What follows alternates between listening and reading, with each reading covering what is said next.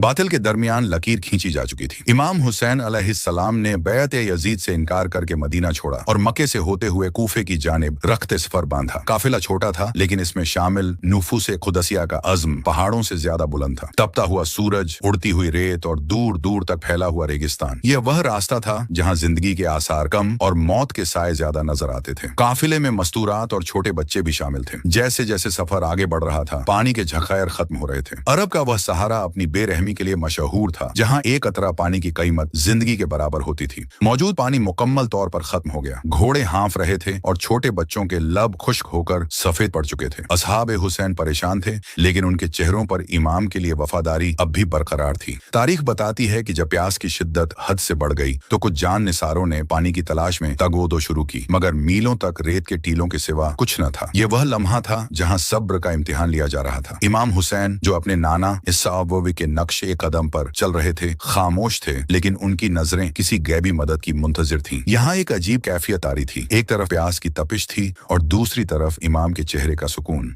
जब हाल गैर होने लगा तो इमाम हुसैन ने अपने वफादार साथियों को एक खास जगह की निशानदेही की। रवायाती में आता है कि इमाम ने एक मखसूस मकाम पर अपनी ठोकर मारी या अपने दस्ते मुबारक से जमीन को मस किया। अचानक वहां मौजूद लोगों ने एक ऐसी आवाज सुनी जो सहरा में नामुमकिन थी। जमीन के अंदर से पानी के उबलने की आवाज। चश्मदीद गवाह हैरान रह गए जब तपती हुई रेत के दरमियान से ठंडे और मीठे पानी का एक चश्मा फूट पड़ा। यह कुदरत का वह तोहफा था जो सिर्फ अल्लाह के चुनिंदा बंदों के लिए जाहिर होता है। काफिले के तमाम अफराद ने सैर होकर पानी पिया और अपनी मशकें भर ली। यह वह लम्हा था जब हर दिल पुकार उठा कि जिसके साथ अल्लाह हो, उसे कायनात की कोई ताकत प्यासा नहीं रख सकती जब तक अल्लाह न चाहे। यहाँ हमें इस कश्ती के जिक्र पर गौर करना चाहिए, जिसका तज़किरा रसूलुल्लाह सल्लल्लाहु अलैहि वसल्लम ने अपनी मशहूर हदीस में फरमाया। बेशक हुसैन हिदायत का चिराग और नजात की कश्ती है। इन्नल हुसैन मिसबाह उल हुदा व सफीनातुन नजात। इस वाक़ये में पानी का निकलना सिर्फ जिस्मानी प्यास बुझाने के लिए न था, बल्कि यह इस बात की अलामत थी कि इमाम हुसैन खुद वह सफीना या कश्ती हैं जो इंसानियत को गुमराही के सहरा से निकालकर हक के साहिल तक पहुंचाती है। जिस तरह नूह अलैहिस्सलाम की कश्ती ने मोमिनों को तूफान से बचाया, उसी तरह हुसैन की सीरत उन लोगों के लिए नजात है जो बातिल के अंधेरों में घिरे हों। ये पानी इस बात की गवाही दे रहा था कि करबला की प्यास इख्तियारी थी, मजबूरी नहीं। इमाम चाहते तो जमीन से चश्मे उबाल देते, लेकिन उन्होंने प्यास को चुना ताकि रहती दुनिया तक सब्र की मिसाल कायम हो सके।